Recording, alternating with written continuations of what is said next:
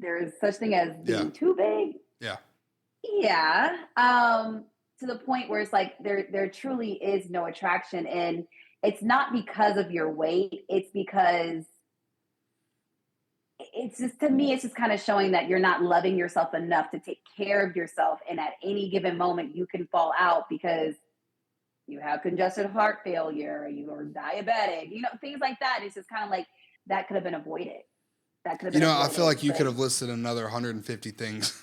Right I there. really could have, but I'm I trying. I'm trying to be know. nice. Where like the average person stops at like 4 because that's all our brains can compute. You're like, all right, 7,002. Right, exactly. But it's just like, But you you know could probably what? do that Like with you get the anything. picture. I'm sure you're a Yeah. dictionary of. Yeah. And it's but I mean, but those are like the most common Yeah. ones, the COPD, all that. Like it's like there's so many things that go with it. And it's just kind of like I see so much of it every single day. And it's just kind of like, come on. If I don't wanna feel like this, if I don't wanna feel like this, then tell me why I do the same shit over and over again. It's starting to drive me crazy. Like, just get out and face it. Fix your mess, you made it. Yeah, I did it to myself. Yeah, I did it to myself. Yeah, I did it to myself. It's Brandi, right? Yes. Listen, I got to ask nowadays because not everybody pronounces their name like it's spelled. So I didn't want to hear butcher you. I anyone's understand name. that. No, I appreciate you for asking. Where are you from, Brandi? Originally, I'm from Atlanta, Georgia. I spent some time there. We were homeschooled, so we kind of moved around a lot. But I pretty much claim New Orleans as my home. I spent the most time there, and I have a ton of family there. So you said Atlanta, Mm-hmm. and that's you're in Dallas right now, right? I am. I'm in Dallas currently. Yes, Okay. but as far as this is where I reside for now. But, What made you move to Dallas? So right now I'm in my residency. I'm going to school. I'm going to be an orthopedic surgeon. Oh, wow. And then also double board in cardiology. Okay, so you're real life Grey's Anatomy. People love saying that. But no, that's the only medical show I've watched. Is it accurate at all? Because I know personally, my stepdad is a PA, and it stresses him out to watch that show. And I think it's funny because he'll be like, "No, you're not giving this amount. Or you give him this amount of this, and you do this." And I'm like, Yeah, I believe I'm it. the same way. I'm the same way. I can't sit through it long. Like I used to watch Grey's Anatomy until like maybe the second season, and then I just completely fell off. It's just there's just so many things that are inaccurate. So, but from what I do know, a lot of the cases are true. So Really? I respect it for that. I appreciate it for that. Yeah. Huh. It amazes me that they keep finding stories. But then again, I guess if they're true stories, then all they got to do is just embellish it a little bit. Absolutely. That's it. Add a little drama to it. Yeah. So how long have you been wanting to go into the medical field? Oh, I've always knew it. I've always known it. Both grandmothers on my mother and my father's side were both nurses, and I just knew being in the medical field was where I wanted to be. But I just felt like I just didn't want to stop at nursing. I wanted to just continue to keep going forward with it and see how far I can get. I got pretty far. It sounds like it. You're Yeah. you're in your residency. So how many years do you have left in your residency? This is my last year of my residency, so that's what I was saying. That was going to be pretty temporary. Right now, I'm looking into my fellowship, which is a little bit more schooling, probably about 3 more years of schooling, and then I'll be on my own as an attending. Right now, Dallas is one of the options that I could stay. However, I would like to get to Chicago, maybe Seattle. And I know that sounds so cliche knowing that Grey's Anatomy is based in Seattle. But I actually really do love the city. It's a beautiful city. Beautiful. I'm more of a outdoorsy type of person anyways. And I know there's like just so much to offer there as far as nature is concerned. I've heard it's beautiful there. I've never been. I've heard it's beautiful, but I've also heard it's crazy. I mean, obviously you're going to have crazy things and people everywhere, but I've heard it's pretty crazy as far as the West Coast and homelessness and, That's a problem riots and everywhere. yeah, it's everywhere, Yeah. of course. Yeah, But that's a problem everywhere. Chicago, I love Chicago. I've been to Chicago twice. I love their food. I love Chicago's I know food. it. I know it. Chicago. My father's from Chicago, so I definitely have roots there as well. So I definitely understand. But my overall goal is I want to be a team doctor for the NBA. So me growing up, being a daddy's girl, he was a huge Bulls fan. So Hmm. I'm like, that's where I'm gonna go. I want to be there, That would be awesome. right? I mean, because you're going to be an orthopedic surgeon, right? That's like bones and Hmm. am I It's right? primarily bones. Okay, You're primarily talking about bones. So we're looking at knees, we're looking at hips, shoulders, backs, things like that. But yes, joints. it's more joint. Yeah, all your joints. So I gotta be well versed in this area if I think I'm gonna make it that far. Yeah. So I have a question because I like to ask anybody in the medical field because honestly, I mean, I probably know a lot of the answer, but I like to hear experiences. You've been in the hospital for how long now? This is 8 years now. 8 years. Okay. So Hmm. how did COVID affect your experience in the hospital life? COVID was definitely a challenge. Um, whew, yeah. So COVID was scary because here I am in the beginning of my residency. We didn't really know too much about it. We really didn't know how to manage it, patient to patient. It was a very high rate of death, which was something that medical school doesn't really prepare you for. You know that death is a part of, the circle of life and it happens, but to see it at such an exponential rate was the most stressful part, I would have to say. A lot of people that I started with, I didn't finish with. Hmm. A lot of the attendings that I've met along the way have now retired or Wow. decided to dabble into other things, which is amazing to me because it's just kind of like, you go into it, but you just didn't know at what cost, you know what I mean? Yeah. And that was a pretty, it was pretty substantial. But for me, I'm not going to lie to you. I had my good days and I had my bad days. Um, but you got to the point where, as more, medications and just the way how to treat and how to, uh, how do I want to say it? Walking to a light where now we have more information, we have more modes of treatment. It gets a little bit easier, but you have to respect different people coming from different walks of lives and their beliefs and their practices. So it's definitely still difficult, but it's taught me so much because you want to, the agenda is what you're trying to push is, hey, I'm here to help you. I'm not trying to fight with you. I'm not trying to act as if I know everything. I'll be the first to say I Hmm. do not know everything. There's so much that I still do not know. Right. But it's just kind of helped me like take a step back and just hear your patients out, hear what they're trying to tell you, hear where they're trying to come from, and just respectfully proceed on and know that they are part of their own health, their healthcare plan. Do you run into that So quite a bit where, sorry to cut you off, do you run into that quite a bit where patients are just refuse certain modes of treatment and then you're just like, yes. I don't know what else I can do Um, for you? I mean, Yeah, there's times where, sometimes it wasn't even the COVID. It was someone might be a Jehovah's Witness and they don't accept blood or plasma and say they have like a GI bleed and they're needing the blood, they're needing those platelets, and they're like, no. Even their kids will come in and say, like, listen, this could potentially just save your life because in my opinion, they were still young. They're like mid 60s. mhm. Um, and I know my parents, they're in the mid 60s. So I'm just like, oh, yeah, y'all are live and thriving. So it was definitely very difficult to see things like that. But it's again, you have to respect their religion. Do you try to help explain, how is this going to help you? But, when you're setting your beliefs like that, all you can do is just respect it. Mhm. And just be very considerate and cater to what they need.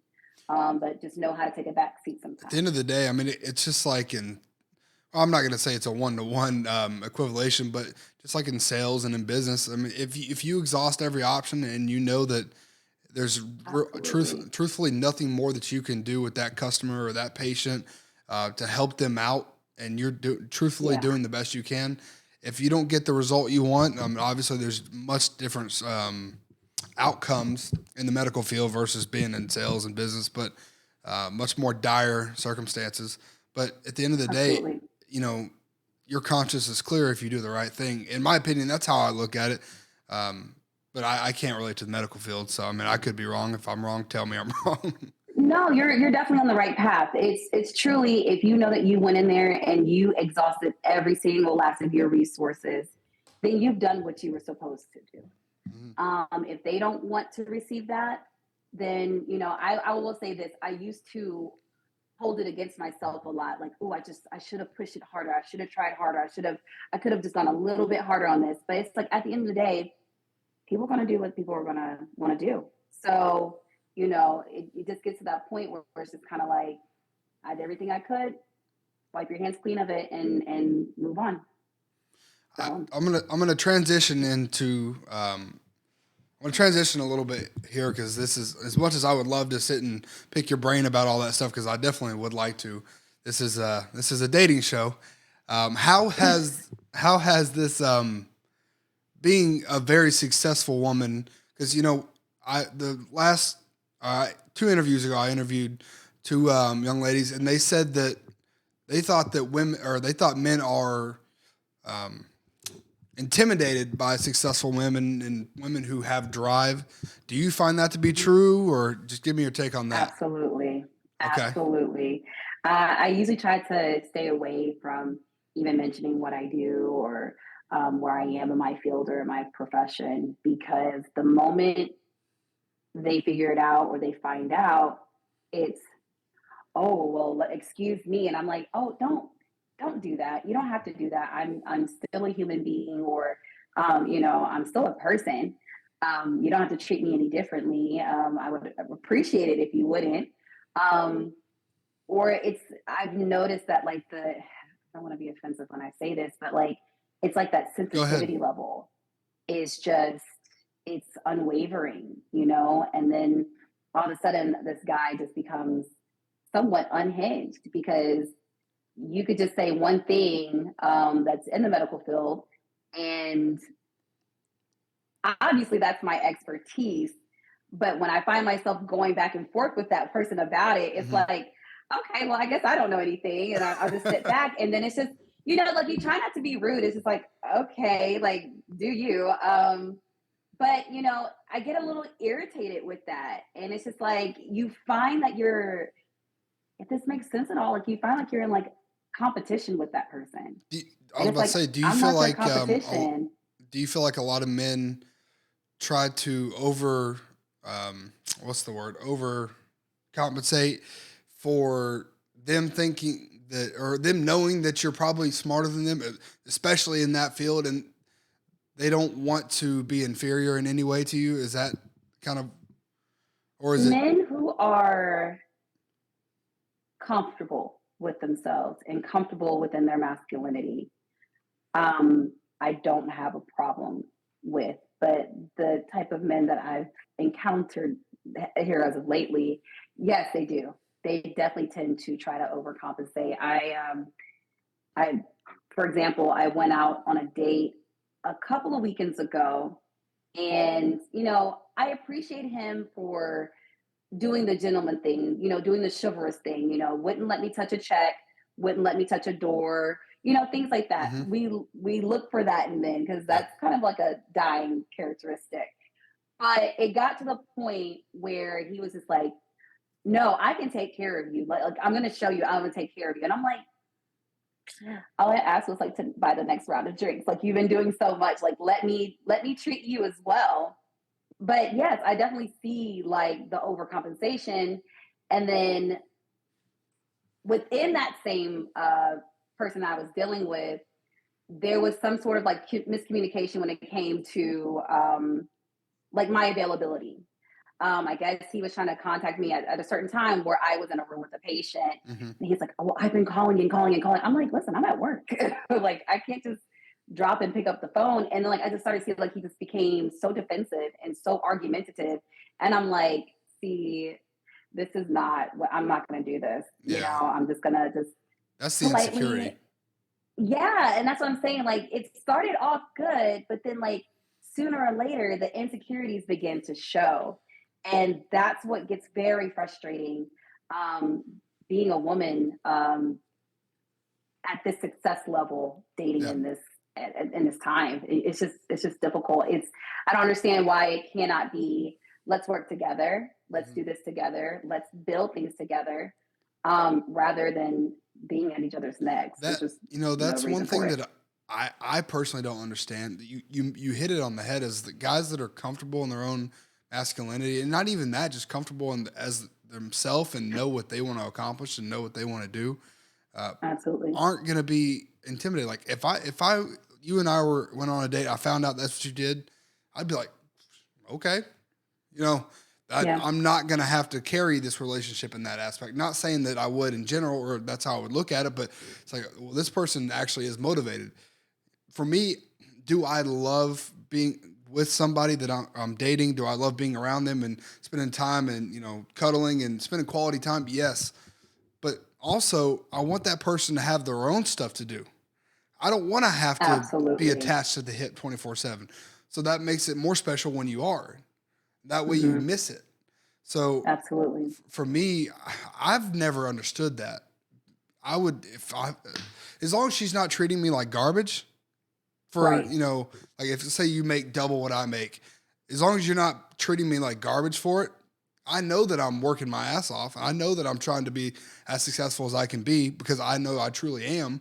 Now, some guys may not be able to have that, in their mind, but for me, just personally, I wouldn't be intimidated at all. And not that I'm going to Right. come in and try to mooch off of you or by any means, but I think it's attractive as long as the character traits are still there, the actual personal qualities are still there. So, but for Right. you, I would think that, especially you being as intellectual as you are, because you have to be, and I can just tell by talking to you and being successful that you have to have your filtration process. While it may lead to less quantity of men and people that you're able to connect with, you probably have a bullshit detector a lot Oh yeah. a lot more potent than most women nowadays. Absolutely. So Absolutely. And I mean, and you really did hit it on the head with, having that bullshit detector, because a lot of times, I'll get called, oh, you're such a bitch. Or you're too aggressive. And it's just like, because I know what I will and will not tolerate. And I know what I do have the bandwidth and the capacity to not deal with. It's there's a lot of I'll say this, there's a lot of unhealed people out here. There's a lot of people that have not learned how to love themselves. And it's very, very apparent, in the way that they're dating, in the way that they're, treating each other. So you're absolutely right. It doesn't matter if I make two or three times more than you. That's not at the forefront of my mind. mhm. Are you a hard worker? Can you take care of me? I'm not worrying about financially. Can you take care of me mentally, spiritually, emotionally? That costs more than money, in my opinion. Um, it's just, it's about the support that we can give one another. And it just seems like those aren't the same principles that people really live by Mhm. anymore. I just think right now dating is just a very dog eat dog world. It's difficult. It's it's, rough. it's difficult. It is rough. Yeah. There's definitely some advantages to it, but I'm gonna bring this question up kind of early compared to some Yeah. of the other interviews. But and again, I know based off of their answers and based off talking to you, I think I know what your answer is going to be too. But Uh-huh. I'm just going to ask you, and you don't have to tell me, but how many matches do you have on? Are you on Tinder or are you Facebook or what? What do you? Right now I'm on Facebook. I've Okay. given Tinder and Bumble a chance, but how many matches do I have? Yeah. How many matches would you say? Just give or take. Oh, A lot, it's a right? lot. It's a A lot. lot. It's a lot. But Um, how many of them do I interact with? right. That's what I'm Not a saying. lot. Is like, Yeah. let's say I talked to. I'm going to use this example. The first interview I did, this young lady had 8,000 matches on Tinder, which that may be not a lot, but that's sure as hell a lot to me. Like I have a few hundred, maybe I don't count. I don't know. But Yeah. like you said, as a guy, how many do I interact with? I think guys probably interact with like a much higher percentage of their matches than women do because women are way more selective, especially on dating apps. So if you could, obviously, you have as a woman have a higher sexual availability than I do. Like, let's say we're both 8 out of 10s. I'm not comparing anything, but just looks physically, right? I'm just using an example. Let's say we're both 8 out of 10s. You're gonna have quite literally probably 1,000 more options than I'm gonna have, or right. So, would you trade that as a modern woman? Would you trade 8,000 available men or however many options you have to go back to the old school way of okay, I've got 4 or 5 guys approaching me a week out at a supermarket or at a bar if you ever go to a bar or a restaurant or at a park. Yeah, I would. I'm sorry. I would. I would. I would love the. I really prefer the things being organic, things happening naturally. If you see me at the supermarket or you see me at the gym, speak.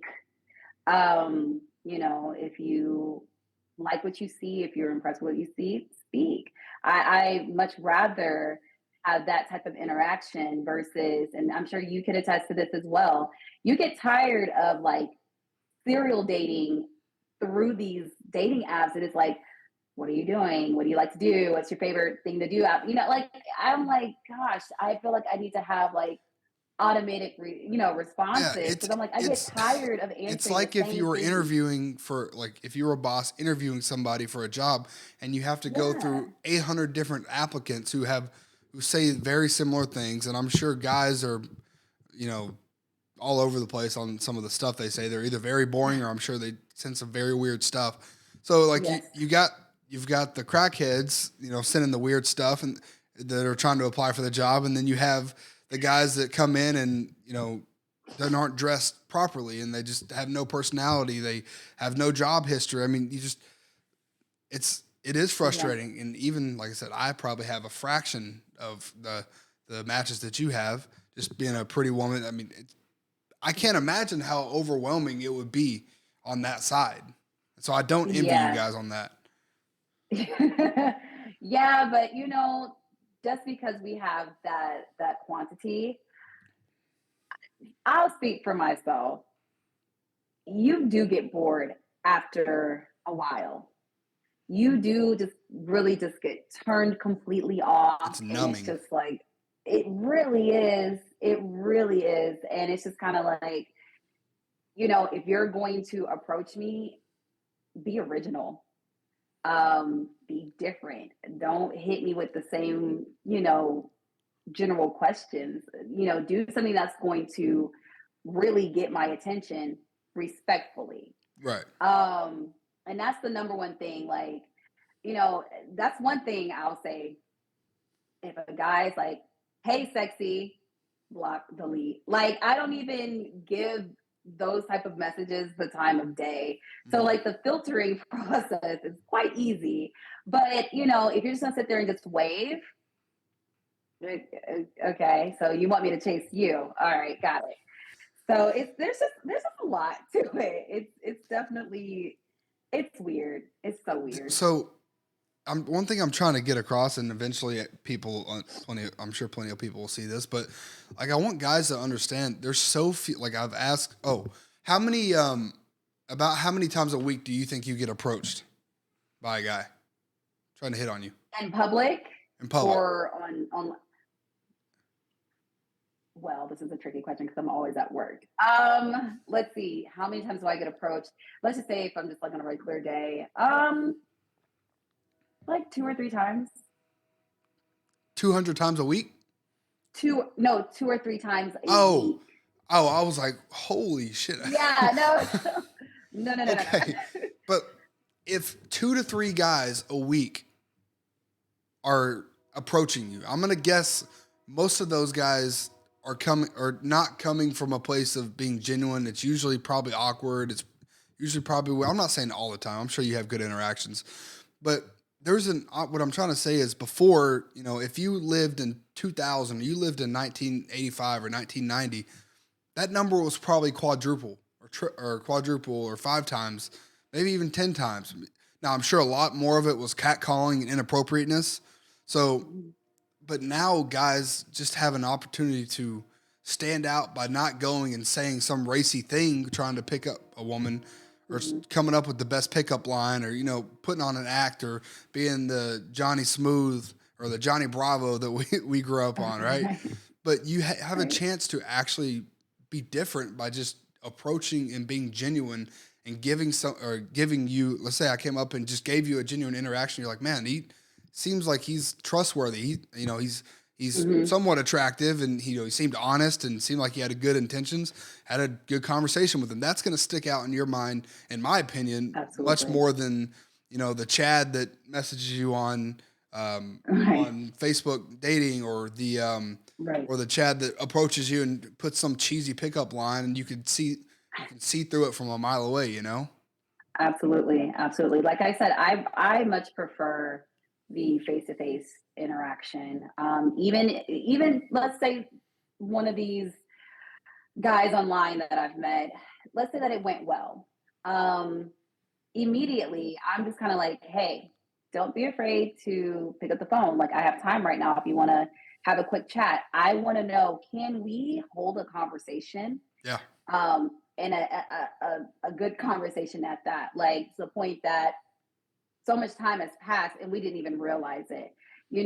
That's my number one thing that I look out for is the communication aspect. And it's so funny because my girlfriends and I were just talking about this not too long ago and, talking about like what's an appropriate first date. And I said, honestly, I don't have a problem with coffee dates. I said, yeah, I'm a whiskey girl. I would love to go out to a whiskey bar and have a few good betties with a guy. Mm-hmm. However, I want to see how you are sober. And like, again, I want to see, can I hold that conversation with you? Do I feel an attraction with you? Mm-hmm. I mean, a organic attraction, a physical attraction with you. And if I don't feel those type of things, I'm not going to waste your time. I'm not going to waste your time. And it's just like, listen, all due respect, I don't think this is going to work. So, and you have some guys like, oh, you didn't give it a chance. And listen, sir, I know myself. I know me. And I'm not going to stay in a situation where you're going to continue to grow feelings. And I'm really am going to start to seem like a mean person or a bad person because I've already tried to tell you it's not there for me. I think, now that you mentioned it, I think there's something to that where I think genuine people wouldn't mind a coffee date. People who aren't, interested in the things that don't really matter. Like, excuse me, I get punched a lot and I had concussions in high school, so I forget words all the time. So bear with me. I do kickboxing now. So, but like a coffee date, right? What are you going to do on a Sunday morning before or after church? You're going to go do something small like that. And it's just going to be you. And hopefully you're not going to have your phone. If you're going to be there for an hour, hour and a half, what are you going to do? You're going to have a brunch date. It's not going to be anything crazy. You're not going out to a 5-star restaurant or 4-star restaurant. So in my opinion, why go out and spend $200, $300, $400 on a first date when, for one, it's a guy's perspective. Like, yeah, maybe trying to impress her, but what's the payoff? Okay, what's your goal? Or if you're trying to impress her to get laid that night, I promise you, $400 isn't worth that to me. Like on a first date, I don't even know the person. Like that's not worth it to me. It may be some people who don't get it. I don't know, but I think that's a problem in its own self. But for me, like you said, if we can sit down and just over coffee and over 45 minutes, an Mhm. hour, have a good conversation, spend $10, $12, well, maybe Starbucks is like $12 a piece now, but Right.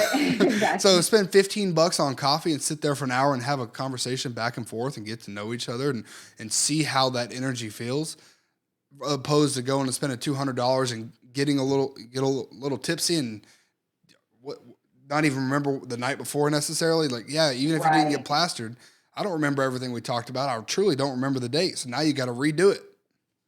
Absolutely. Absolutely. Because this is going to be like, I'll be honest, sober me may not like you as much as I thought I did with that look of encouragement. It's just going to be like, ick. Like, I'm Exactly. like, I made a mistake. Hmm. So it's just you get to the point in your life and you get to an age as you're getting older. I don't have time for that. Like, I just do not have time for that. I know at some point in time I want to settle down and I want to get married, and it's just like I need to be more intentional about what I'm doing and who I'm giving my time to. Um, because I'm not going to be able to get that back. I'm not going to be able to get that back. And I don't want you feeling bad for spending that $300-$400 on me because we decided to go out and have Sunday fun day. And guess what? We don't even really like each other like that. So, it's a tricky thing. It's a very tricky thing. But I think when it comes to that first date being a coffee date or, you know, taking a walk in the park or something, like I'm okay with that. I'm okay with that. Um, You know what I did I the other just day for a first date, and it was actually very nice. hmm, So, and I'm still talking to this girl, and it's actually going very well. Is good. we went, and she lives 30 minutes from here, so we went, got food, and we went to the park. We ate at the park. It was late, but we went and ate at the park. Then we walked around downtown in the town we're in, and then we went and laid on a roof and just talked.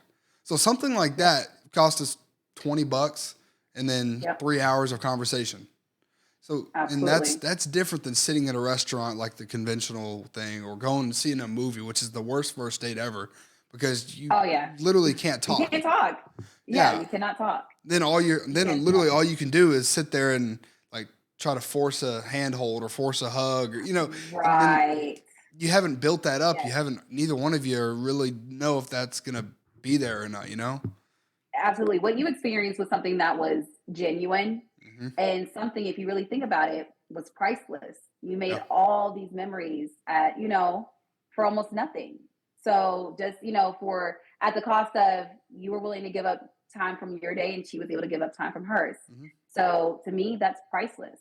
That's priceless. And I'm sure you both made so many great memories. So I'm happy for you for that. And Thank you. Thank you. it's very refreshing to know that there are some people out here in this world that are still willing to do things like that and not be like, oh my gosh, well, no, I asked for you to take me to dinner. Like, okay, girl, don't be so stuck up. Like, you know what Yeah. I mean? Like, be Expectation.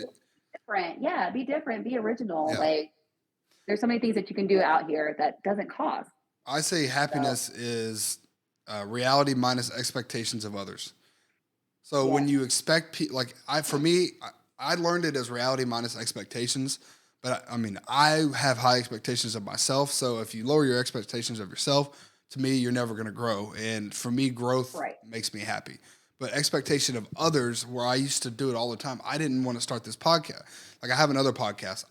I had I have about 30 episodes in it now. We've been doing it for about 7 months, 6 months. Okay, And good. it's a business podcast with one of my other sales managers. Well, Uh-huh. I wanted to start it like 4 years ago, 5 years ago, and I had a partner that was going to do it with me.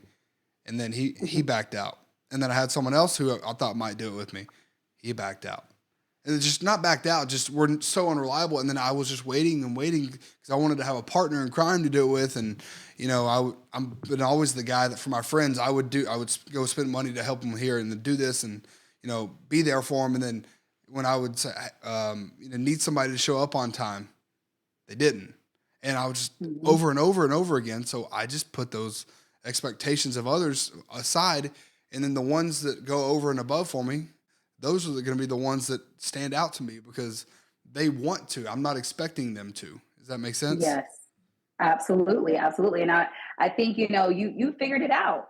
You figured it out. My I wouldn't say dad I've figured it out. I'm learning.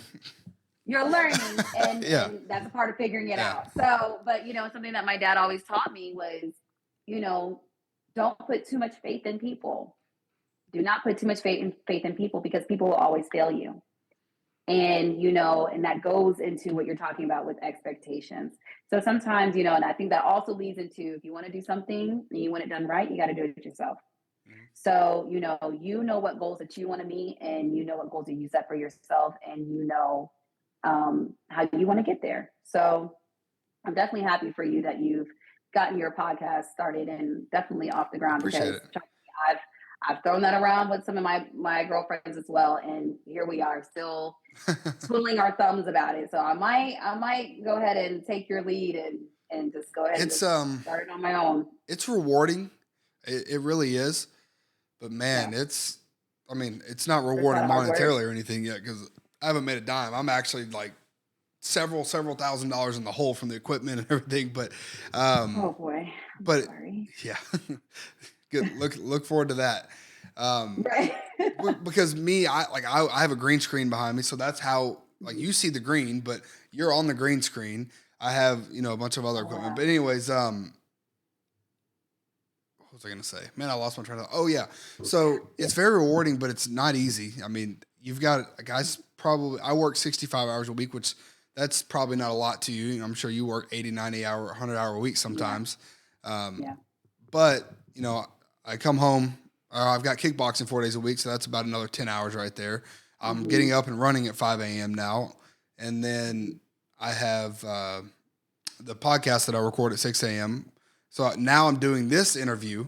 Or I'm doing these interviews. Hmm. I got 3 last week. I want to try to start doing 2 to 3 a week. So I'm recording for 10 hours a week, and then you've got to edit all those videos and then upload them. And those Yes. processing 4K, that takes forever. So Yes. all said and done, I'm working 100 hours a week. So Yes. it's not going to be easy, especially with your schedule. Demanding. And Yes. that's what I was going to be my next question. And we talked about dating, and how your success and your intellect as a woman has affected your dating. But how is the time that you put into your career? How does that affect, more other than just meeting people? Like, how does that affect your dating life? It affects it tremendously. I will be very straight up and very forward if I find that this is a person that I'm taking interest in. Um, Look, I right now I'm working at night, so I'm already working odd hours. I'm already doing a job that is stressful enough. So, that's, for some people, that can be a hard concept to swallow and to take in and just to fathom. Um, so, that'd be the first thing, is like, hey, I'm letting you know right now, I work nights. Like, are you cool with that? And, first they'll say yes. And then, we'll get through like the first week of like the talking phase. And, here they are calling me at 9, 10 o'clock in the morning. And I'm like, please don't do that. I was like, I'm asleep. um, so they're like, well, you're always working these odd hours and you're always asleep, and you're always busy doing this, that, and the third. I'm like, listen, I send you my schedule for a reason. I show you where my off days are. And I will tell you right now, listen, I'm not the type of person, I don't like to plan last minute. Let me know ahead of schedule. If I'm sitting here telling you I have to work Thursday, Friday, Saturday of this week, and tonight and tomorrow, my last nights off. If you want to plan accordingly, let's do that. I will make time for you to do that, amongst everything else that I need to be doing. But a lot of people don't do that. They don't want to take the initiative to put effort into planning something. And, they'll hit me up the night of, let's say tomorrow night at 8 o'clock at night. Hey, do you want to go grab a drink? No, I'm in the bed. So it's just, it's that's where it gets a little tricky. That's where it gets a little difficult, is running into people that claim that they are intentional, and it doesn't really show in their actions. A lot of Um, I think a lot of men now are so scared of rejection because I've talked about it. their whole their whole manhood revolves around whether a woman likes them or not. Yes. And Yes. in a way, I'm sorry, but that's very feminine. Like It women are taking more is. traditionally masculine roles, but before it was like women would obsess about whether a guy liked them. I'm sure women still do it. I know that, but Yeah. like guys, like instead of going out into the world and figuring things out for themselves, like you're like, man, if this isn't something like, let's wrap it up. Like I got stuff to do. I mean, you can be with me or not. We can figure this out. I'll give you the effort that I have. And in a way, that's the way I am. And I know what I need to do and I know what I expect. But a lot men are so scared of rejection. They feel like everything is going to rely on, whether she says yes or no or not, whether she likes me or not, whether she's, going to break my heart or not.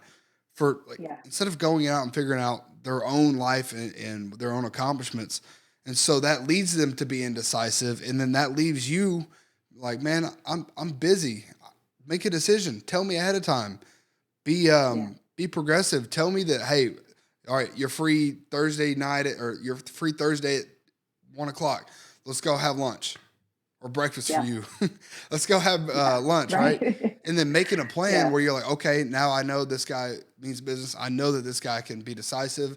And, instead of sitting there, well, I mean, you're always working. Like that kind of energy, I know that turns women off. I've learned it. Exactly. I've learned it the hard way. I've done it because I didn't have anything going for myself or not a lot going, or I didn't feel confident in myself. So I was just going back and forth and trying to bait reactions and trying to get, what's the word for it? Damn it. Trying to get the woman to tell me that it was okay. Tell me that, that she liked me. Tell me that, she wanted to go out with me. Tell me that I was attractive. You're looking for that feedback. You're looking for feedback exactly. from a woman. And I mean, and same here with men, we do want that feedback, but then now you're touching into a different topic of you run into men that don't want to talk about their feelings, or they just kind of shelter themselves from doing that because I'm sure they don't want to get hurt either. But it's just like now we're in a position where it's like, okay, I'm feeling these feelings, but I'm afraid to tell them because we too are afraid of rejection. We too are afraid of admitting if we are feeling a certain type of way and we don't know if you feel that way. So they both go hand in hand really. But we struggle with some of the same things that men struggle with. I mean, no one wants to get hurt, but you can't live your life. No. You can't live your life being afraid to get hurt and then not ever actually taking any chances, not ever making decisions, trying to let other people make decisions for you. But I mean, I'm living in reality, and reality is that women don't want a guy who's indecisive. Women don't want a guy who is not confident in himself and in his decisions. I mean, that's just the way it is. I mean, you can be upset about it if you're a guy. You can be upset that, women, even though modern feminism in modern day says that men and women are, think about everything the exact same way. They don't. You want a guy who's decisive. You want a guy who is willing to lead, and then also know when to shut the hell up and not make an idiot of himself. But when it comes to a situation that he knows more, he might know more about, or he might need to step up in, be confident in his rationale, and be confident in his decision making. Absolutely. You definitely said it there. You definitely said it there. And I definitely appreciate you for saying that because again, there's just not a lot of men in the time right now that thinks that way. So thank you for keeping hope alive.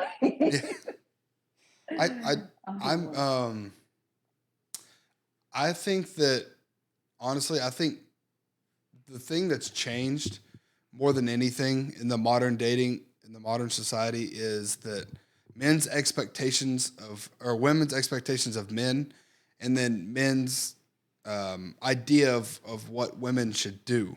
So I don't think going back to the old school. I mean, where it was complete traditional gender roles. I don't like. No one expects that to be a reality nowadays. Right. But when you look at it, there were things that worked back then. There are definitely things that work now. But people get so set on black or white. People get so set on 0 or 100, and instead of figuring out the things that work, I mean, I don't know if you know Bruce Lee, you know Bruce Lee, but his teachings in martial arts. You take what works and you discard what doesn't. So all the bullshit in the martial arts, you kick to the side. You don't use it. What does work, you use it. And that's how he became like the first official like mixed martial arts, I guess you could say. But in just relationships now too, like, okay, if you, in your relationship, let's say you and I are dating, if you are home more than I am and you're home by a certain time and you like to cook, you're a good cook. Okay, you can cook for us, 3, 4, 5 days a week. Or if neither one of us like to cook and we've got enough money to go eat out, let's go eat out. Or if I hate personally, I hate putting up laundry. I hate folding laundry. I hate it. It'll sit in my dryer. I'll do my laundry, but it'll sit in my dryer and I'll keep running it and to get the wrinkles out. It's gonna have a special place. but you won't catch trash anywhere in my apartment. Like I'll clean up, but I hate doing the laundry. The dishes will be done. I love to cook. I'm a good cook. I'll go out and I'll work hard and I'll make money.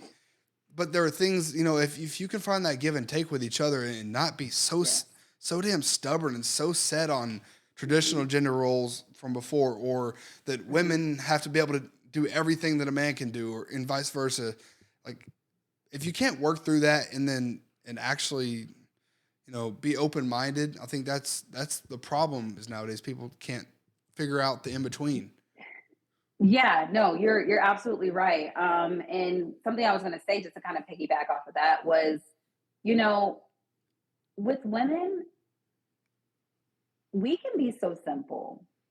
And that may feel a little bit loaded, but when you really think about it, if men would know how to just be consistent with when we say, treat us good, all we want to be is treated well, we will treat you 10 times better if you would just stay consistent with that. Don't do that because like, oh, well, it's Valentine's Day. Like every day is Valentine's Day. Like, you know what I mean? Like I think Valentine's appreciate Day one another. It definitely is, but I was just trying to give an example. Yeah, no, I agree. No, I agree with you on that. I agree with you. And it's just be consistent every day. Don't do it just because like, oh, I just happen to feel like if it's there for you to do, if it's in your heart to do for that person, then do that. I had an ex that, he was, he too was a doctor, but he was a doctorate of engineering and he was going back for his second master's. And I was like, okay, let's try to figure this out. I come from a military background. And, I was like, you don't have a schedule. Now let's sit down and put together a schedule for you. I don't mind cooking your meals so that you have, because he worked from home. I was like, I don't care if I have to come home in the morning and get your breakfast together and get your lunch together so that I can sleep, but at least you have something to eat. And you know what I mean? Like you're going to be taken care of at every point in the day, or I'll meal prep for us for the week. Simple things like that, because I know that you're doing your best. You're going to work. You're doing what you're supposed to be doing, and you're trying to do school all over again. I know that that's difficult, but I want to be peace in your life. I want to, be support, the support that you need, an extra helping hand for you. But it's just simple things like that. And it's just like, for me, I get excited or I get off on just seeing you doing your work, just seeing you trying hard, but still appreciating the little things that I'm doing for you. That's all that I need. I truly believe that women will mirror their energies based off of what they're getting from their partner. And the reason I'm saying that's based on my own experiences in relationships and dating and, doing whatever, depending on how I would treat a woman, is the same energy I'm going to get back. So in the beginning stages, when I was in my player stage, when I was treating it as transactional and I was going and just trying to get what I want out of when I was, I'm not proud of it, but that's what the reality was when I'm trying to get what I want. In the very beginning, you can get them on board, you can get them to really like you, and then the more distant you become, and the less that you treat them like they're an actual person. Again, I'm not proud of some of the things the way I've treated people, but we've all made mistakes. Yes. but over time, I can see, okay, well, at first she was all into me, and then just started slowly declining based off of how I treated her. Because no Yeah. rational person is going to sit around. Well, some people do, but that's when you hear the extreme stories, right? No rational person Hmm. is going to sit around, and just be and just not given any attention, not be treated like Yeah. they're supposed to. Uh, Right. so, but more recently in the relationships, the dating that I've done, I've treated women, like I want to be treated, and as a person, again, that sounds bad. I treated them like people before, but I just Yeah. you get what I'm saying, okay? But Yeah. I'm much more comfortable in myself and who I am, and I treat people in general better. I'm not as Hmm. as self-centered in the conversations and the transactions out of people that I want in general, not just in relationships and dating. But that comes that comes across in dating with women, and you guys are attracted to that. So if I'm going out Yeah. and I treat the waitress or the waiter or the bartender, or I go treat somebody at the supermarket or a, a, a business deal, if you see me out in public and I'm treating people like shit, you know that's not conducive to a Hmm. long term attraction to anybody. So let alone a Right. woman. So for me, becoming more comfortable with who I am and treating everybody better, and just wanting that out of a relationship and understanding how I want to treat people, that is going to reward me with better energy from the women I date, because I'm being a genuinely good person, and you guys can sense that. You guys are nurturing Yes. when it comes to that. But I think when you treat people like crap, obviously you're going to get treated like crap back. So if I give you Right. bad energy and I'm always accusing you of this, and I'm always, Hmm. not picking up my end of the relationship, then that's when you're going to start nagging. That's when you're going to start bothering me. Now, obviously you have Hmm. women that are men and women, they're going to do shitty stuff no matter what. But in Yeah. general, that 70-80% on average are going to mirror what you give them, and especially women, because you guys want to nurture. Like you said, you get off emotionally by seeing the man do what he wants to do and feel successful about it, and grow.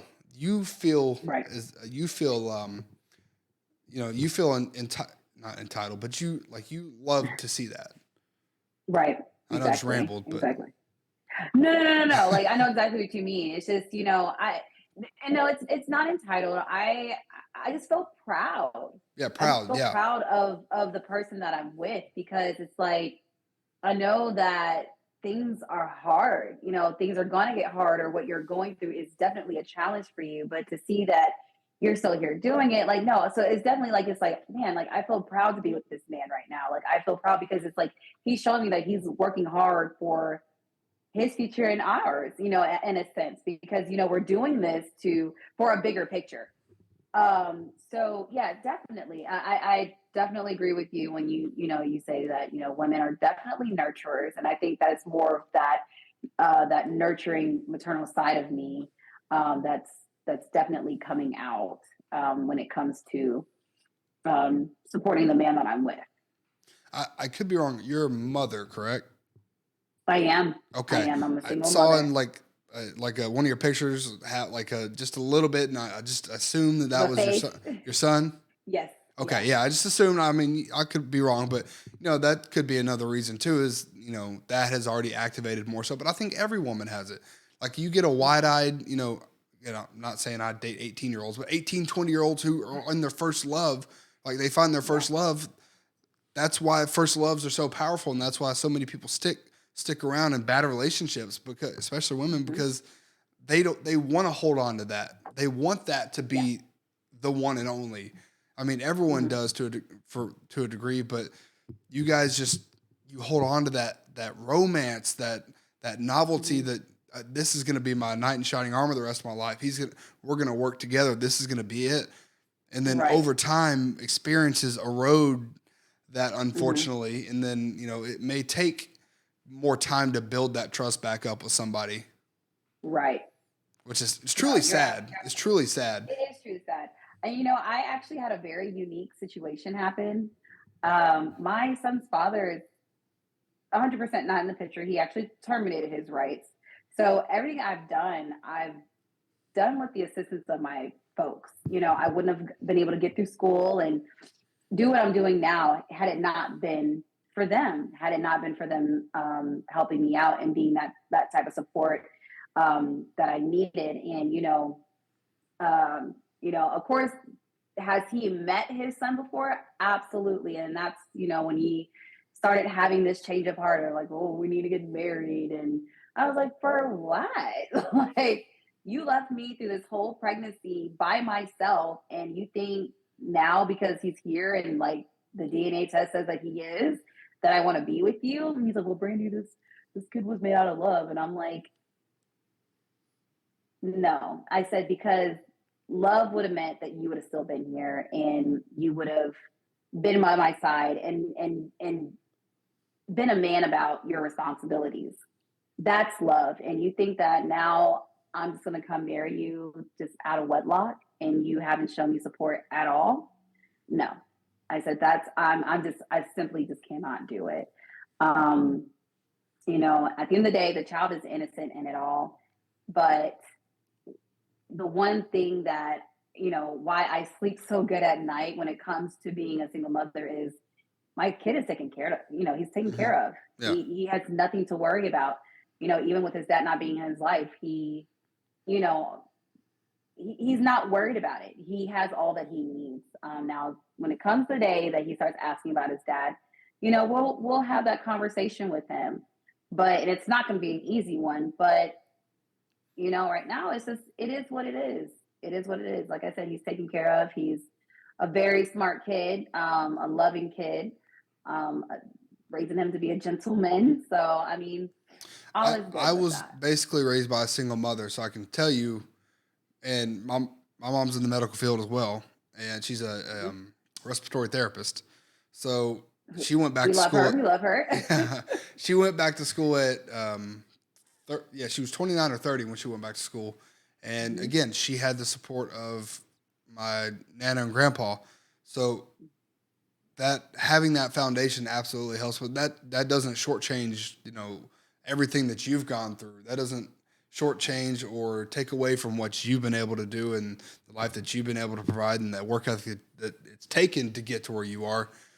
So I want you to know that it means something, and you know Thank he you. will he will recognize it, and obviously you'll have your good days and bad days, just like every parent. But Yeah. the respect a young boy will have for a hardworking single mother, I mean, it's like nothing else. It truly Yeah. is. It truly Yeah. is. And there were times where I probably could have used the discipline of a father, not Hmm. having the father in the house. Not that she didn't try. I mean, she absolutely did. But I was never disrespectful, but I was a lazy kid. So for me personally, I Mm. had to get out into the real world and get my teeth kicked in because I took advantage of that. I didn't. Again, I was never disrespectful. Well, I can't say never, but like 99% of the time, I wasn't disrespectful, right? But I did take Right. advantage of not having to, you know, work. I didn't have my Right. first job until college. Oh, wow. So yeah, Got again, you. I was she took way too good a care of me. So I didn't have my first job till I was 18. But Yeah. I'm gonna wrap this up. But it does mean something, and Okay. he will appreciate it. So just Absolutely. don't think it doesn't. I know I'm not saying you I think that appreciate way, that. but don't think it doesn't.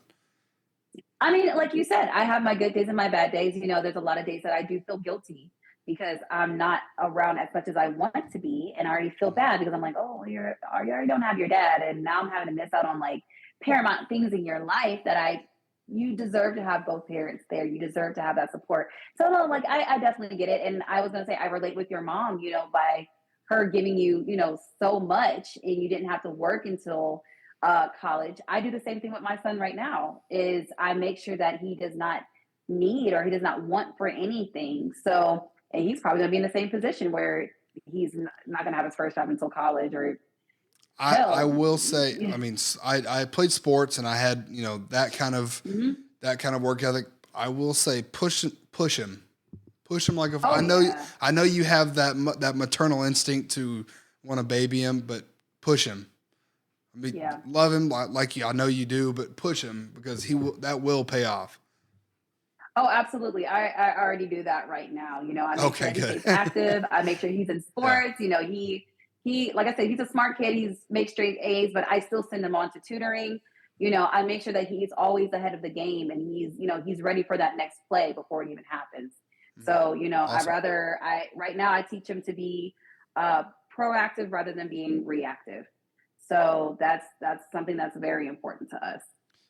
Okay, I'm gonna get into a little bit of shallow questions just because we have to. Um, Okay. just a few. What's the most attractive thing to you physically about a man? First thing you notice, The like in most general. his smile. Smile. His smile. I want to see how welcoming his smile is, for sure. I don't really care about weight. As long as you have an inviting smile and a great personality behind that, we're good. Even being in the medical field, like the weight as far as health doesn't matter to you.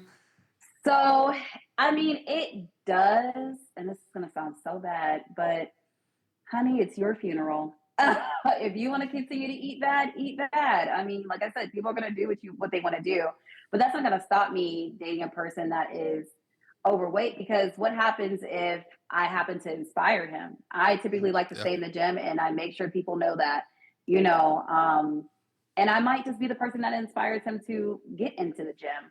Now, is there a point in time where it's like there's such thing as Yeah. being too big? Yeah. Yeah.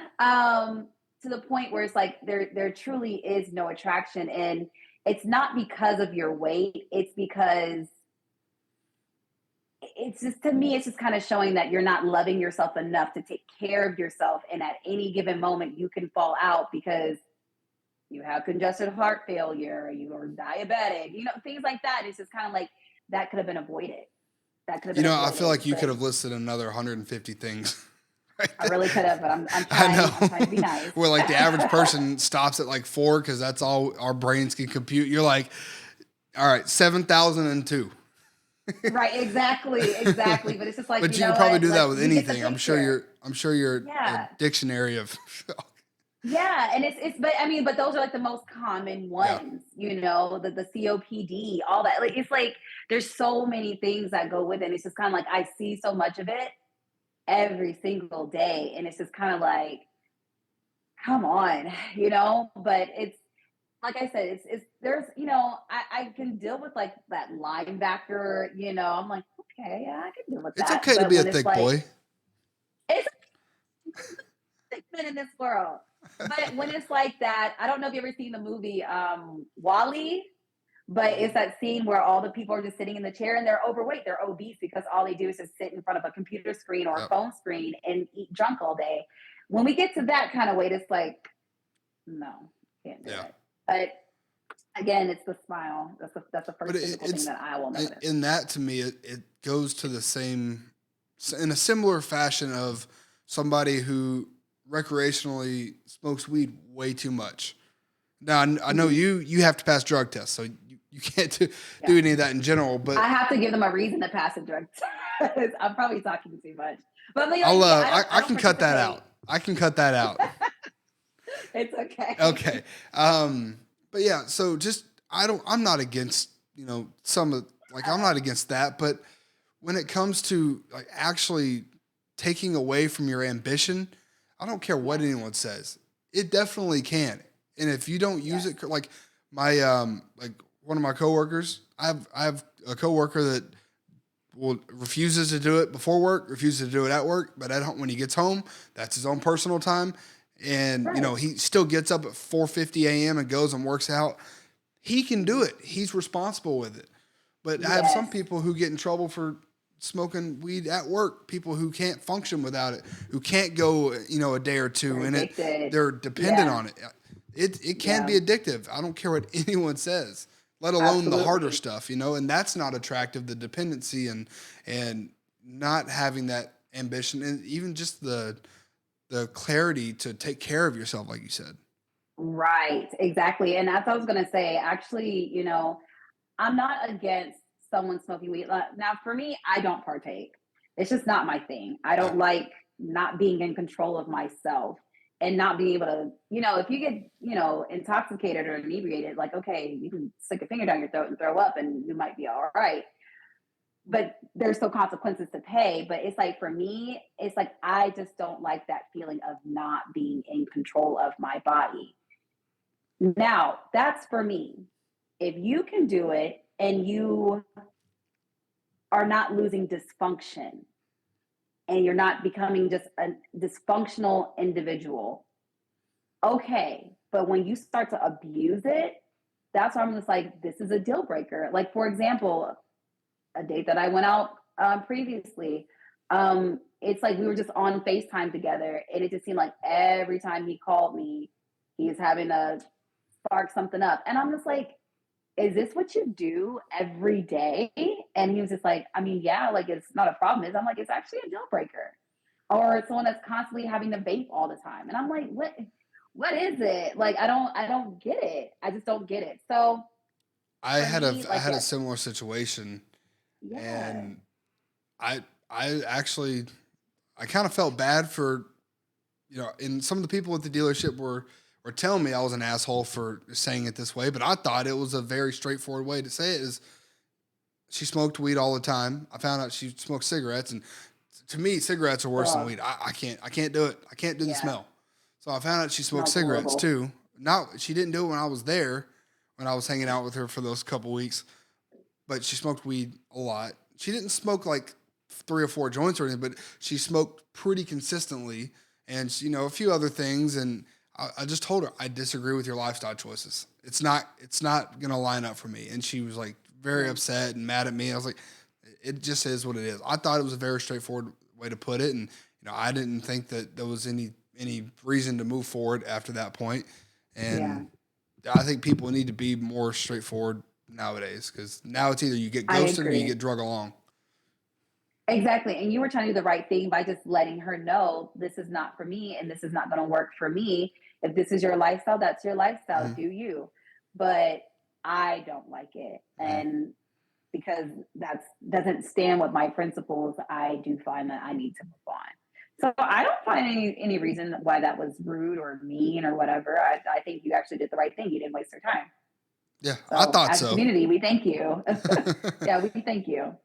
um, okay, first question: how tall are you? I am 5'4". 5'4". Okay. Do you have a minimum height requirement? As long as we're not looking eye to eye, I'm okay. I'll Okay, put it like that. so just Yeah. taller than you by a few inches. Just taller than me, which is Okay. really everybody. You're about average height for a woman, right? 5'4", Yeah, five just five about. ish. Yeah. Yeah, I think just the about. average But male height's like 5'9" now. somewhere around there, yeah, that's pretty typical. I, Or more like 5'10". You see more 5'10". and I think a lot of guys say they're 5'10". It's like a lot of guys say they're 6 foot. Right. It's like, missing a Like couple inches there, bud. I have a coworker, and he swear when he started, I'm 6 foot. Man, I'm a half inch taller than you. I'm 5'10". I'm a Right. legit 5'10" and like a quarter or something. And I was Right, like, right, "You're not 6 foot." He's like, "I'm 6 foot." right. Okay, we measured, and he's 5'10" exactly. It's like, you're not 6 foot. Stop saying that. Right, exactly. I Exactly. mean, there's no point in lying. Right. There's no None. point in lying.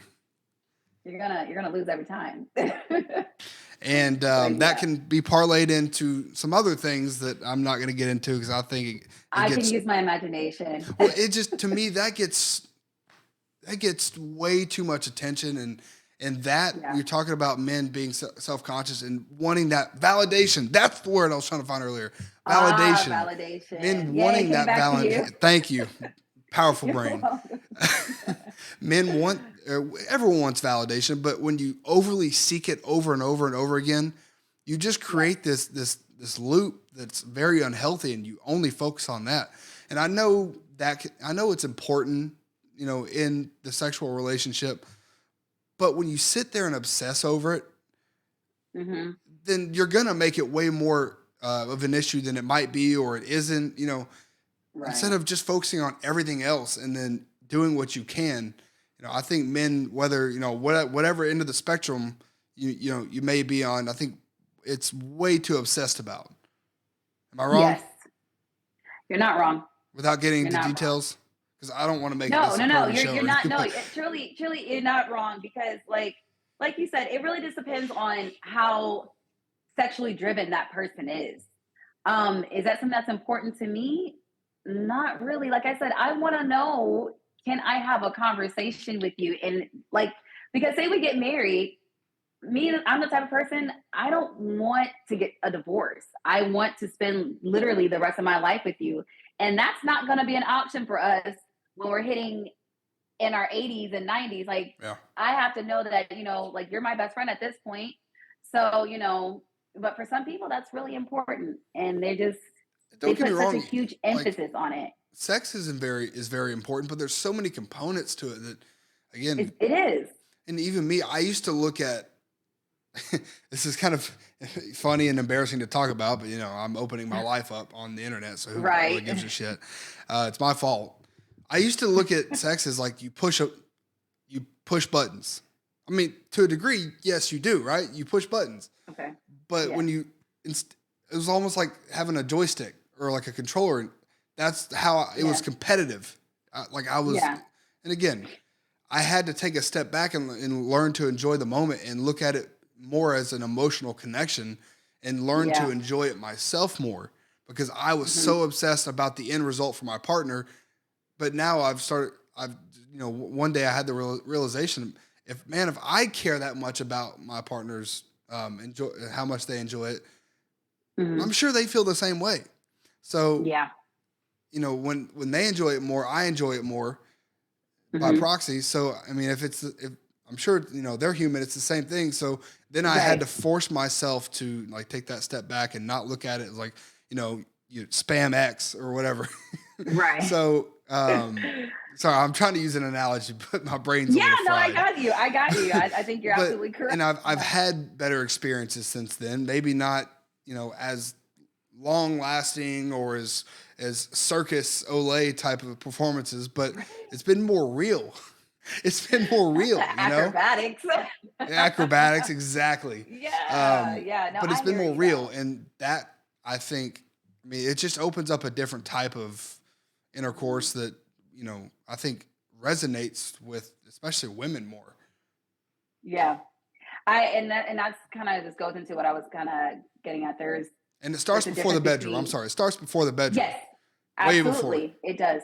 Absolutely. But when it comes to sex, there's a difference between sex and intimacy. So, or having sex or making love. There's just two different. There's those are two different things, and I think that's something that a lot of, I don't want to say a lot of people, but I think most people are starting to come into realization that they are two different entities. Hmm. And it should not be taken lightly, because then now you're talking about soul ties, and that's just a whole different other conversation. But it does get deep for some people. It does mean a lot to some people. One of my childhood best friends, to this day, I'm 32, and to this day, she is still a virgin because she wants to hold herself for that person that she believes that she's supposed to be with. And I told her, I said, girl, keep going. If you made it this long, keep Yeah. going. You're not missing anything. Truly. I was like, you're not I missing mean, anything. you just because here's the cycle of the things, right? You have it, Mhm. you start, you start having it more, whether it's with one person or 100 people or however, whatever trajectory you take. Yeah. Especially the latter, if you start, doing it with more and more people, it gets to the point where, again, just like having 8,000 matches on Tinder or Facebook, Right. it gets numbing. It's not the Yeah. same. It's not a connection anymore. It's not as special anymore. And not Mhm. just in the act. It's not, you personally don't care as much about that anymore. And it just becomes a transaction. Okay, here's mine, here's yours. All right, we're done. Mhm. And then you don't Mhm. have that connection anymore. So, Mhm. and then you start to realize, because I'm at this point now, like in the past 6 months, truthfully, where my sex drive has, but it's not Mhm. because of a lack of testosterone. I Mhm. want to find something, like, for one, I'm putting so much effort into working out, kickboxing, Right. my kickboxing matches, fights, and then building whatever I have left into these businesses. and then whatever shred I have left into actually dating. When I do, I want to actually find a connection with somebody that I can actually, lay down with and, watch the stars or go on an actual Yeah. date and talk and have conversations. Yeah. I don't want to just do the deed. Like I want something Right. more meaningful. And like Absolutely. I'm truthfully like I could go, a month of straight being with some. Well, that might be an extreme. Like if I'm with somebody every day, but you know, Yeah. you get the point. Is like that's not as much of a priority as like me Yeah. putting like 2-3 years ago. I would have put that almost to the forefront. It's like I've got to build the connection physically, and then we'll because I'm a guy. But Yeah. I want something more meaningful now. So I'm at that point. Absolutely. So with her being a virgin still, all she's going to do is go through that cycle regardless of, Hmm. I'm sure she wants to. I'm sure it's frustrating for her. But Yeah. when when she waits and when she finds it with that person, it's going to be that much more special for her, and she's not going to know the ups and downs, hopefully, of Yes. the The race that we've all monotony. had to go through. Yes, absolutely, absolutely. And that's what I just told her. I was just like, listen, I commend you and I applaud you for what you're doing as far as waiting, because there's just so many ups and downs and just heartache and things that I just don't want you to go through. You know what I mean? And it's just, I don't know. I'm happy for her. I'm happy for her at the end of the day, because no one needs to be going through all the headaches of what sex fully entails. Yeah. So it's a lot. Honestly, do you have any questions for me? I know I've been asking a lot of the questions.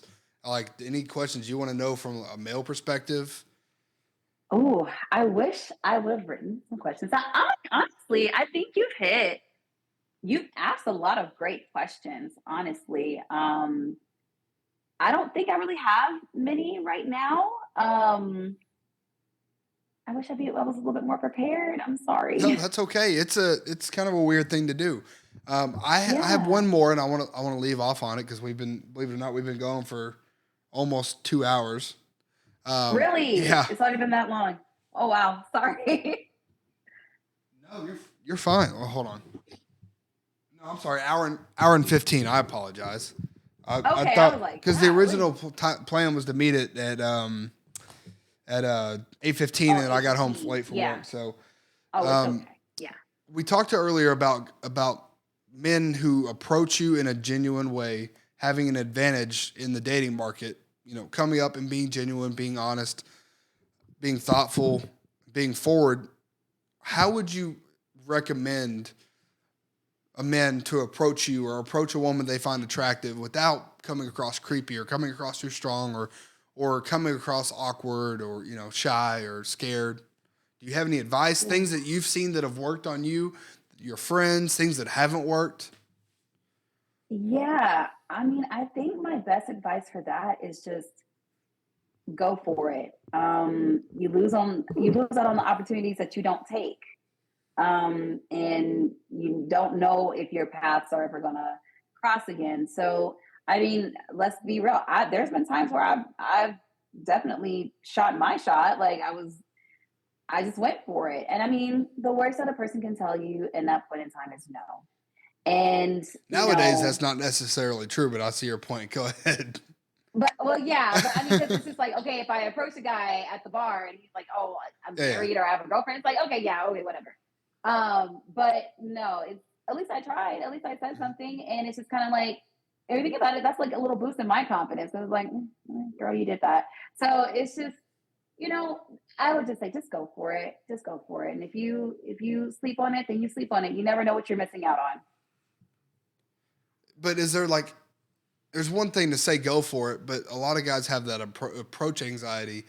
Like, let's say they get over that. Is there something, is there like, should you relate to the woman in a certain way? Should you avoid certain topics, avoid certain things to say? I mean, I know it's going to be different for every woman, obviously, but just in general, what has worked for you? What have you found that you've been most attracted to when a man's approached you?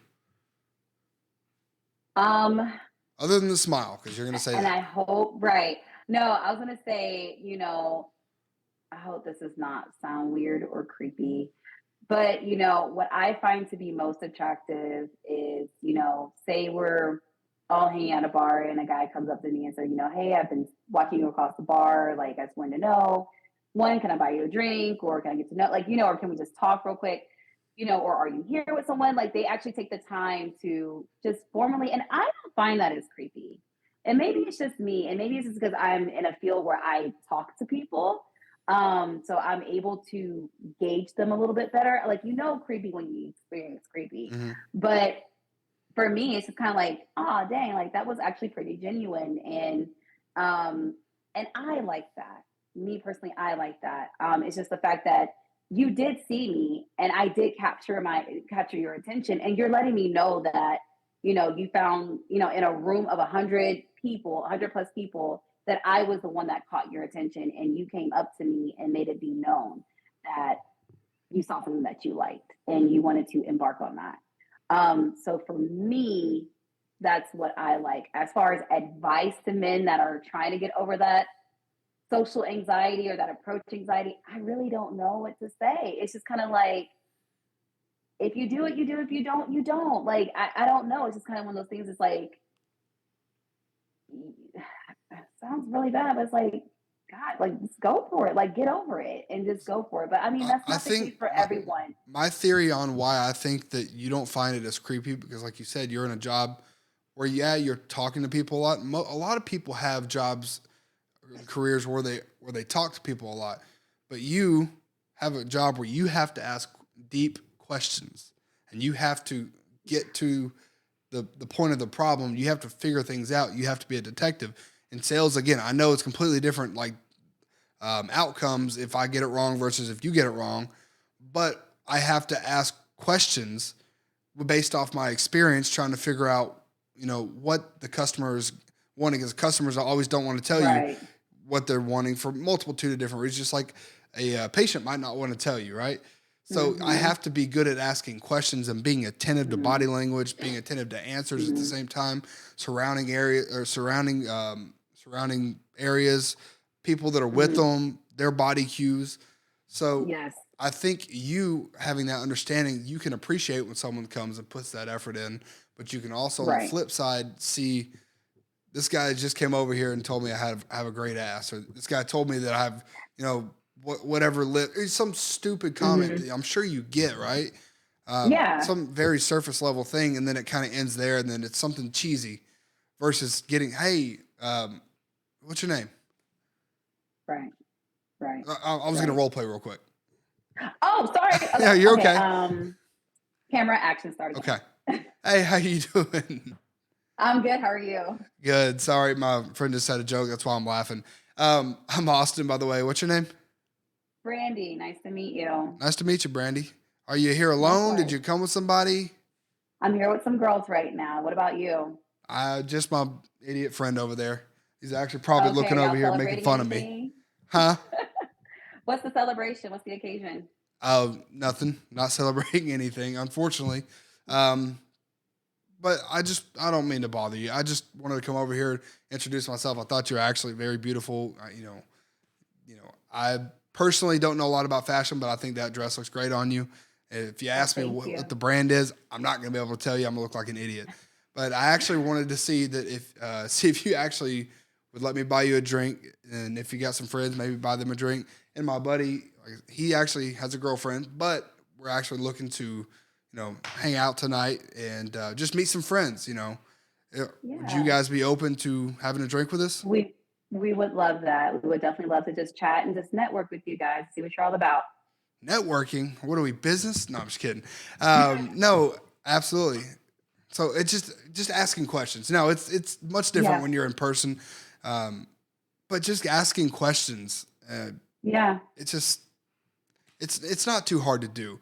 And let's say It's you have a not. dress on, you have shoes, or you know you have it's maybe harder in a bar because you're gonna have a dress on and you're gonna have heels or shoes versus Yeah. out and about. Like with a customer, I can see, all right, they've got a Texas Longhorn shirt on, they have an OU hat, they have this case on their Right. phone, they had this ringtone whenever someone It's called them. Like easy to make banter off of that. exactly. So you see or you say what you see, and you can just pick things up, Absolutely. 4 or 5 things, and hopefully that you can pull on a thread and then go from there. But like Absolutely. over a phone call, it's harder to do. So I'm sure I'm sure I'm gonna look like an idiot. But you can, as long as, but the thing is, you have to be attentive and you have to pay attention. Like, I think a lot Yeah. of guys who want to pick up, like do pick up, and Hmm. they miss the mark because they're not actually having a conversation. They're not listening to answers. Like, you can probably tell No. if I'm sitting here asking you questions and I have that glass look in my eye and I'm just trying to think of Yes. the next cool thing to say. Right. And it's usually like, so what are you doing tonight? And it's like, I already know what your MO is. So Yeah. it's just, you as a woman, like you kind of know how to navigate that. Hmm. And it's just kind of like, sir, I've been looking at you too, and you've been throwing shots back. Like, I'm not really that interested. You weren't being mindful enough to stay sober enough to come introduce yourself to me the proper way. So nah. When a woman's used to the direction of the conversation going this way, you got to think, not all of it, but 90% of what you're going to want to do is over here. If you can get their attention away it's like a magician. If you can get their attention away over here, and then boom, I mean, you have the rabbit over here or whatever, whatever the trick may be, Right, or the right, cards over here. And then by the time that you ask them out, or by the time that you ask them for their number or whatever you're trying to accomplish, they're like, oh man, I was not expecting that. I was actually enjoying the conversation, and now I right. want to have that conversation more. And I would say for men, don't overdo it too. For Yes. me, when I've sat there and over talked, or even messaging too, when I've over talked or over messaged or done too much, like your friend or the guy you dated that was calling you at 10 a.m. or 11 a.m. or whatever, Mhm. you were at work. You were like, dude, I'm working. Like, this is too much. I told you I'm working. If Yeah. a guy is sitting there and talking too much, and your friends are, he's interrupting your night with your friends, and he's sitting there Hmm. trying to make himself the point of attention, Right. then that can be, probably a red flag for you. Am I wrong? Absolutely, it's a turnoff, and I think you kind of touched on it earlier. It's like, have your hobbies aside from me. I don't need to be the focal point of your life. And that's why I said, like, I always use a term with people is, please find some business for you to have, because I should not be at the forefront of your life. You had a life before me. You're going to have a life after me. Yeah, we're working towards the goal of having a life together. But if I tell you, like, hey, I need some time out with the girls tonight, respect that. Like, you shouldn't be blowing up my phone at this point in time. You should just be like, hey, get home safely, have fun. We'll talk when you get home or tomorrow, whatever the situation may be. But when a guy is starting to cause issues while you're out with your friends, total red flag. Yeah. Total red flag. If she's out with friends, you're gonna have to be you're gonna have to be able to take that whole friend group and make them like you. Hmm. And so one thing that I would suggest is not even focusing too much on the person that you're trying to get their number. Make them just a part of the group. So Hmm. be friends with everybody. I'm Right. gonna use a little example. I'm not gonna go into detail. I was in Cabo last year, and we were at Hmm. a beach bar called The Office. And I went over and I Hmm. thought a girl was attractive. And well, there was a few of us, and then there was a few of them. But the girl that I went and sat by, I thought she was attractive, so I went and sat and started talking to all of them. But I didn't address her right off the bat. I started talking to everybody else, and then I Right. made my way back. And so now she doesn't feel all the pressure and the spotlight on her, and she doesn't feel Right. obligated to reciprocate in that way, and she can observe and Right. see that how I interact with her friends too. Hmm. So I think Hmm. a lot of it is just take the pressure off, because if it's too one on one and she has friends that are just sitting there watching, like, that's why Right. I They think feel that's why left women out. cock block for the term, is because they're like, Yeah. well, bitch, you're leaving us out hanging over here, and Right. especially if they see that their friend is uncomfortable, a little uncomfortable, they're really going to Hmm. step in. Right. You're absolutely right. And I think you're doing an amazing tactic by, making everybody else feel welcomed into the conversation, or opening the floor up for everybody else. Definitely helps the whole group feel comfortable. And you've, in a sense, kind of already won her friends over. So And also, I it's think not more people just need to like learn that tactic. for that night too. If you're actually interested in that person long term, you're gonna have to go along with their friends, make that good impression. Absolutely. And you were talking. Sorry, at this point, my throat gets kind of dry. It's super late, and Oh, you're been up fine. since I've been 5. blowing my nose all night. You're good. I want to. You said something about it's not. We have to we have a goal to come together and build a life, but you have to have things that you do on your own. There's a Yes. there's a great couple, and they have this quote. It's not my job to make her happy. It's not her job to make my happy. It's each of our jobs to go out and find our happiness and come together and share that happiness.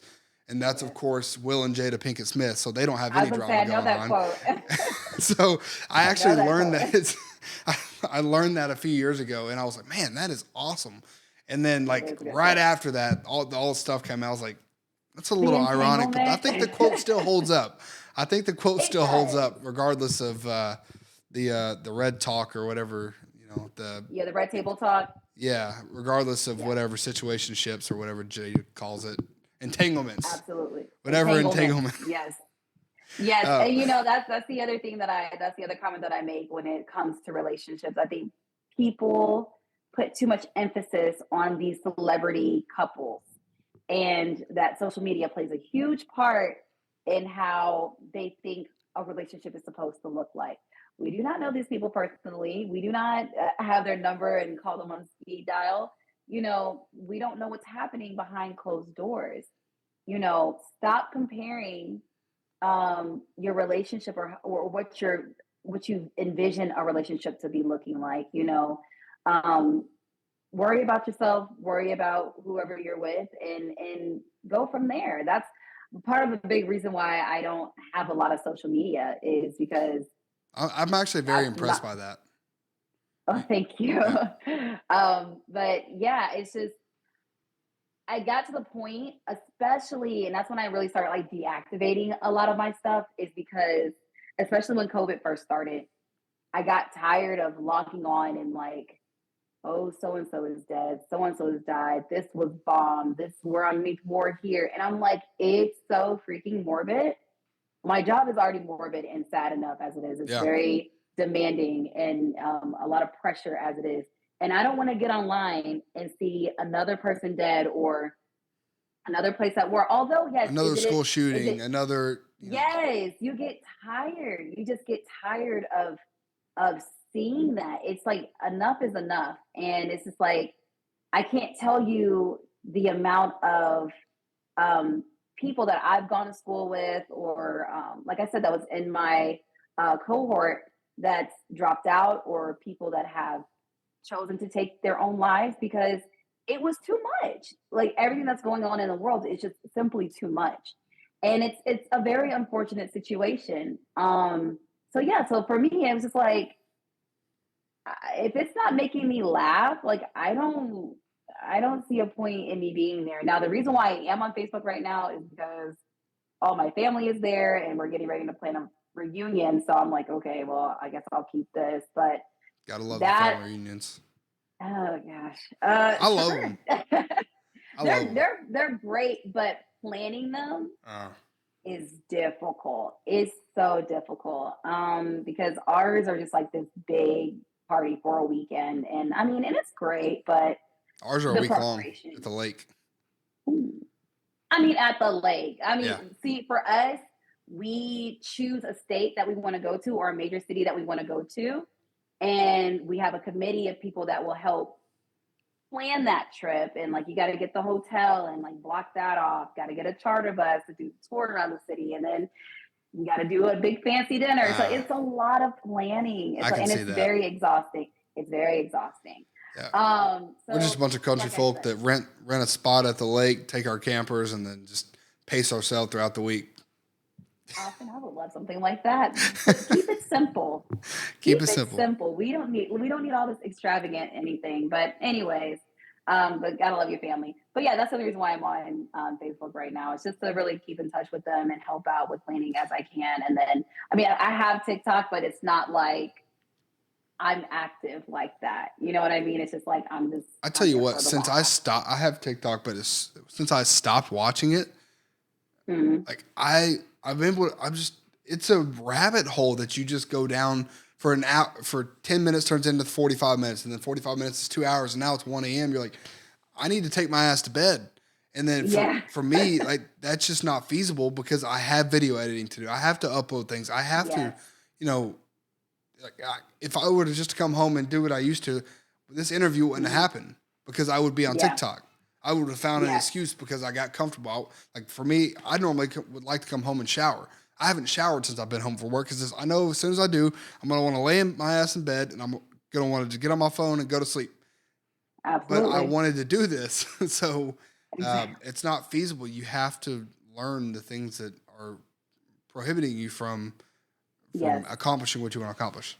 Yes. You have to learn how to unplug and to be disciplined enough to just walk away from certain things. So You know, that's it's all it funny. is.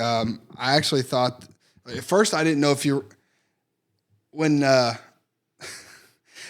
and you right at first when you told me that you didn't have any social media because we matched on Facebook dating. I sent you my elevator pitch for the podcast, Yeah. and you were like, and you said you would be interested. I said, great, go follow the Instagram. That way I can send you more details because I'm not trying to get too personal because you know Yeah.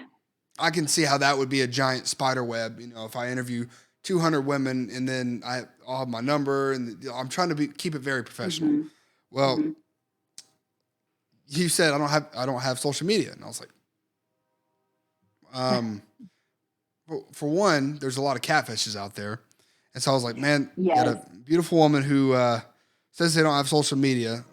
So I was like, what's going on here? And then you shared your Facebook profile, and I was like, okay, so you are on that. And then I was like, okay, she's probably not catfishing, but I didn't know that at first. I was like, who doesn't have Yeah. social media, especially women? Like most women that I know have social media. But it Mhm. makes sense now, knowing what you do, and knowing you, like talking to you now, and Mhm. yeah, it was just kind of funny at first, caught me off guard. No, I appreciate and I kind of sense I'm like, oh no. I was like, he's gonna think I'm not a real person. I've had so many people like hit me up on the Facebook dating. They're just like, one, they're like, when are you a catfish? And I'm like, no, I don't have time for this. So I'm like, but I get it because it's such a big deal right now. The other question I would get, and I really shouldn't be saying this. The other one was, are you trans? And I'm like, y'all What? are bold. I'm like, are guys really having this issue right now? But I mean, I know that it's big in our community, so it's just kind of like it's something. It's kind of like you just want to know straightforward, and I respect that, but it's just kind of like, sir, you could have asked that question in a different way. Like, there's a way to ease into things, and that wasn't Yeah. it. So it's like, okay, immediately block, um, or you're just guys, just that's just soliciting for sex. So that whole process is just insane. Or you do find the people that are like, oh, follow me on Instagram or follow me on Snapchat or so, just because they want the follow. Yeah. So that's I'm like, well, Oh I don't yeah, then have women do that that. all the time. There's so many women Yeah, that are trying to promote their OnlyFans. It's ridiculous. Oh yeah, which honestly, really. it's smart on their part. I'm not gonna lie. I'm using it to freaking try to get people on a podcast. Yeah, So imagine getting a bunch of horny dudes on Tinder that okay, make them pay $10. yeah. Yeah. Anyways, it's I mean, smart. everybody has a hustle. It's annoying, but Yeah. it's smart on their part. But no, the first one, like the catfish, I definitely could have saw that whenever you said that you didn't have social media anymore. But the second one, I don't know where that would have come from. But You would be very surprised. There's yeah. been at least in this past month, I want to say at least about 5 to 8 men have asked me that. Now, if your profile said 6'4", then maybe Right. that's a little different. Right. But yeah. Right. I can understand that. I can understand that. But I was just like, I started asking my girlfriends. I'm But like, even then, like I still wouldn't have guessed it. Like I think that's a listen, leap. that's what I thought too. I'm like, you guys, I said, do I look masculine? They're like, where is this coming from, Brandi? And I'm like, I was curious. But I was like, let me just, if someone had a bad experience, someone had a bad experience, and that was just their trauma. So I'm like, okay, we're just gonna charge it to the game and just Charge it to the be on our game. merry little way. Move on. Well, Yeah, Brittany, move on, be on my merry little way. Brandi, geez, man, it's late. Brandi, you are You're more than welcome to tired, come I back know. anytime. I sure appreciate you taking the time out of your day. No problem. I have you on Facebook, so I don't know if I added you, but I have you on Facebook. You're more than welcome to come back anytime. If any of your friends want to come talk about it, guy friends, girlfriend, whatever the case may be, if you guys want to come back, I'm more than happy to have you guys. So I like to get all perspectives, even married friends. If you have married friends, I'd love to hear from them too. Yes. I think, or people in relationships, I think that's just as important, if not more important, to kind of Absolutely. navigate through this minefield we call dating in 2023. Yes, yes, because it's something, boy. Yeah, It's something. it's But yes, something. I would definitely spread the word and pass your information on to. I have Thank you. several married friends, so I'm sure they would Yeah. love to talk to you. You I'd have love some it. amazing questions. This has been very productive, so I do appreciate you. If I don't wanna feel like this, if I don't wanna feel like this, then tell me why I do the same shit over and over again. It's starting to drive me crazy. Like, just get out and face it. Fix your mess, you made it. Yeah, I did it to myself.